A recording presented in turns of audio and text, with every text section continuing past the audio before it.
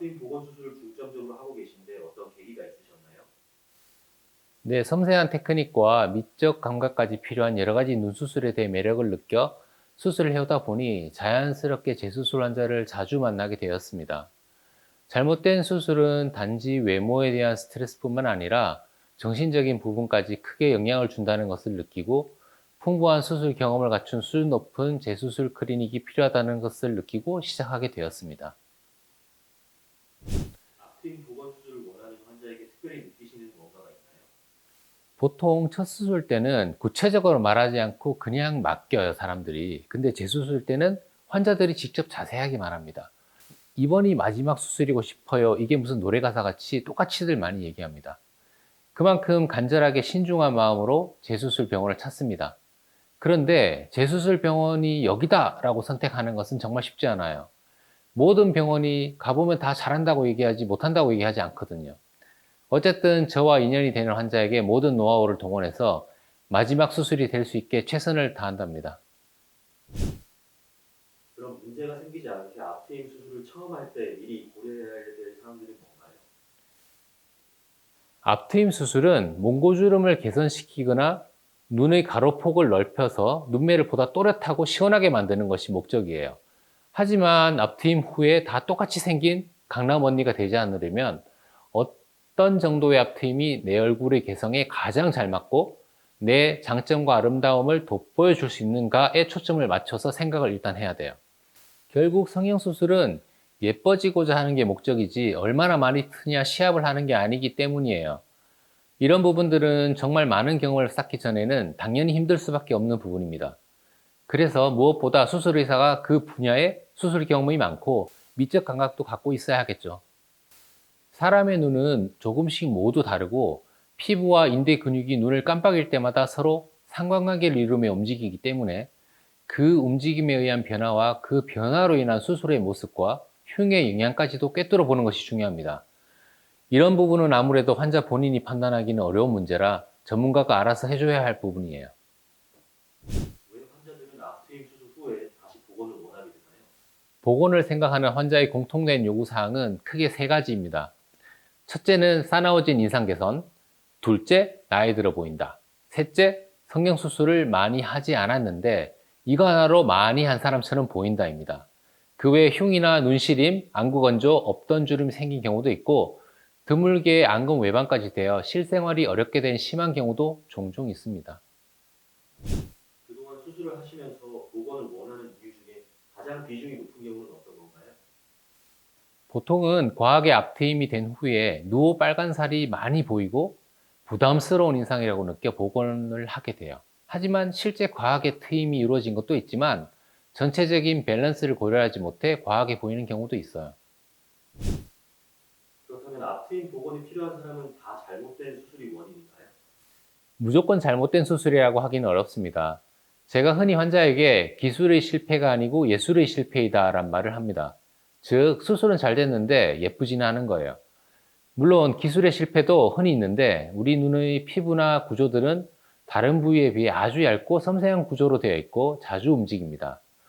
이러한 기능적인 부분, 구조적인 부분을 디테일하게 고려하지 못한 채 과도하게 절제절개를 한 것으로 볼 수 있어요. 수술 경험이 많지 않아 생기는 문제이죠. 앞트임 보건 수술은 재수술 중에서도 정말 까다로운 수술 중 하나라고 하는데 이유가 뭔가요? 부작용이나 불만족을 겪고 있다면 눈 부위에 아주 미세하게 부자연스러운 부분도 마치 돋보기로 보이듯 잘 보이게 됩니다. 실제 보건 수술 시에도 0.1mm의 차이로 결과는 차이가 커요. 눈의 피부는 얇고 예민한 조직인데다 이미 손상된 부위를 다시 수술하기 위해서는 섬세하고 정교한 수술 테크닉이 요구됩니다. 단순한 복원이나 외관상의 흉터 제거 정도 수술만 하는 경우에는 아주 까다롭지 않을 수도 있지만 이미 손상된 눈 앞머리의 내부 구조들은 이미 조직이 잘려 없어진 상태에서 정상화시키는 수술은 고도의 테크닉이 필요한 게 사실입니다. 또한 복원 후 자연스러운 눈매로 변화될 수 있는 노하우, 다시 벌어지지 않도록 하는 노하우도 매우 중요합니다. 하루에도 눈을 깜빡이며 수도 없이 움직이기 때문에 피부층의 봉합 또한 구조 조직들의 움직임이나 주름 등을 충분히 고려하면서 자신의 눈 곡선미와 어울리도록 이루어지게 된다면 더 이상의 재수술이 없는 만족스러운 결과를 얻으실 수 있을 거예요. 병원을 선택하기 전에 좀 알아둬야 할 것도 있을까요? 뭐 기초 지식이라든가. 우선 내 눈의 구조와 조직들을 잘 이해할 필요가 있습니다. 수술법에 대한 장단점을 판단하려면 기본적인 지식이 있어야 도움이 될 거예요. 아무리 상담을 잘해주는 병원이라도 아주 기초적인 것을 오래 설명해주기는 쉽지가 않거든요. 쌍꺼풀이나 앞트임 성형에 대한 관심이 있다면 몽고주름이라는 조직을 잘 이해하는 것이 중요합니다. 몽고주름은 동양인의 눈 특성으로 앞머리를 덮고 있는 일종의 피부 주름인데, 이렇게 얘기하면 간단하지만 이 속에는 무수히 많은 변형과 눈의 움직임에 따른 텐션의 변화 때문에 이것을 어떻게 교정하느냐에 따라 수술의 결과가 크게 달라질 수도 있어요. 또한 눈도 작고 얇지만 움직임을 제한하는 인대와 근육 등의 조직이 있어서 이러한 기능적인 역할을 하는 구조에 대해 어느 정도 이해하고 있는 것이 수술법을 이해하는 데 도움이 됩니다. 수술 전 내 눈 상태를 사진으로 보면서 충분히 상담을 하는 것이 좋습니다.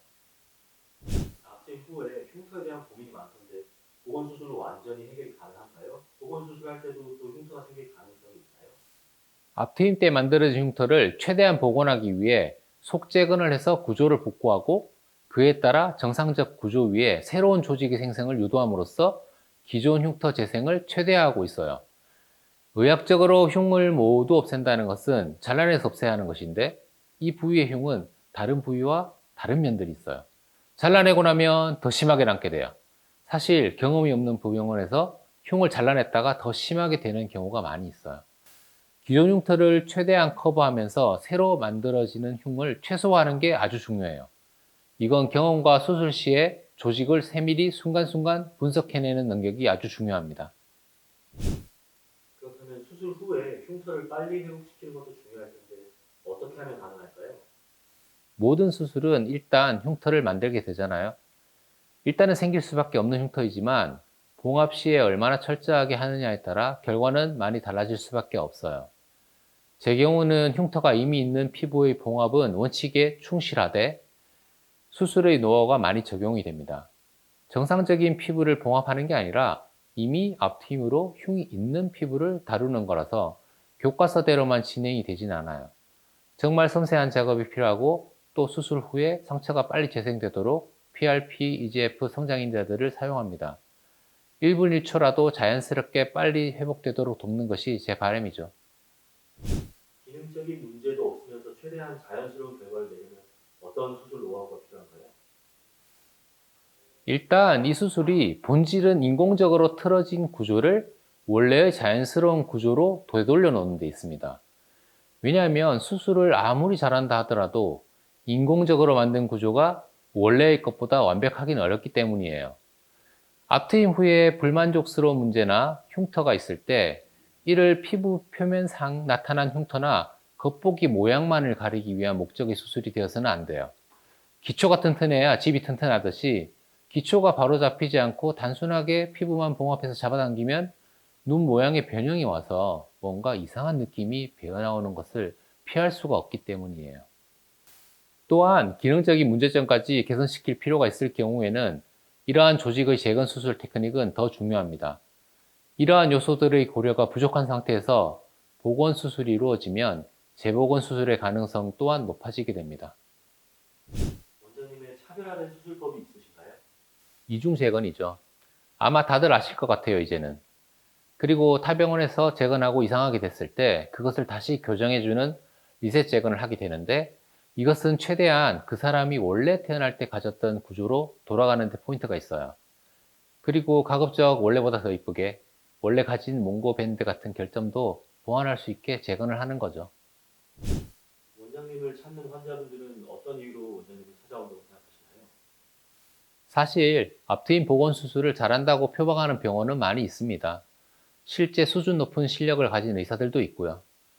그럼에도 저를 찾아오시는 분들에게 자주 듣게 되는 이야기는 오랜 경험과 다양한 사례에 대한 노하우를 신뢰한다는 것이었습니다. 제가 수술에 대한 정보를 공유하는 인터넷 카페를 운영하는데 아마도 그곳에서 많은 경험담 같은 정보를 보고 오시는 것 같습니다. 앞트임 보건 수술을 고민 고민하고 있는 분들에게 해주고 싶은 말씀이 있으신가요? 앞트임 수술은 10가지를 따지고 결정하고 앞트임 재수술은 20가지를 따지고 결정하시길 바랍니다. 처음 수술은 재수술의 기회가 있지만 재수술이나 보건수술을 실패하면 조직이 더 손상되고 유착되면서 모형이 영구적으로 틀어질 수도 있고 추가적인 수술의 만족도도 낮아질 확률이 높습니다.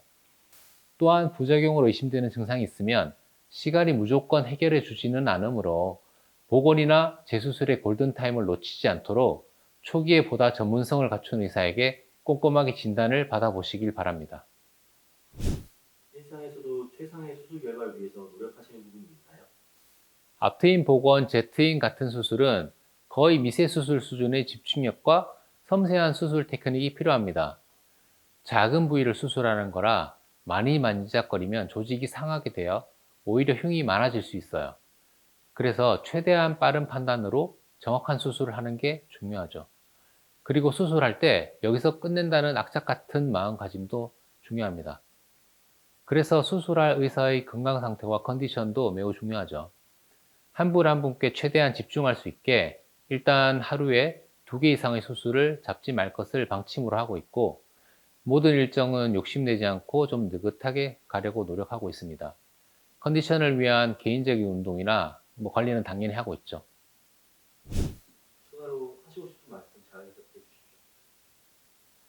예전 한 2004년 정도에 재건을 제가 시작했는데 2006년 정도부터 제 병원이 재건으로 조금씩 알려지기 시작한 것 같아요. 그때만 해도 이 재건을 하는 병원이 4-5군데밖에 없었어요. 그땐 수술한 모양만 봐도 어느 병원인지 다 알 정도였는데 요즘은 하도 많아져서 제가 환자라도 병원을 선택하기가 정말 어려울 것 같아요. 가보면 서로 다 잘한다고 하니까요. 사실 저도 어디 아파서 병원 알아볼 때는 인터넷 찾아보고 그러거든요. 찾아봐도 잘 모르겠어요, 근데. 물론 전 의사라 동료들에게 누가 손재주 있고 잘하냐를 많이 물어봐요. 수술은 정말 손을 많이 타요. 같은 수술법이라도 누가 하느냐에 따라서 너무 달라지거든요. 같은 물감을 쓴다고 같은 그림을 그리는 건 아니잖아요. 어떤 화가가 혼을 담을 수 있냐, 어떤 의사가 혼을 담을 수 있냐는 사실 얼굴 보고 상담한다고 알 수 있는 게 아니에요. 그래서 예전에는 뭔가 열심히 설명하고 그랬는데 이제는 인연이 되면 수술하겠지 하는 마음으로 바라보게 되더라고요.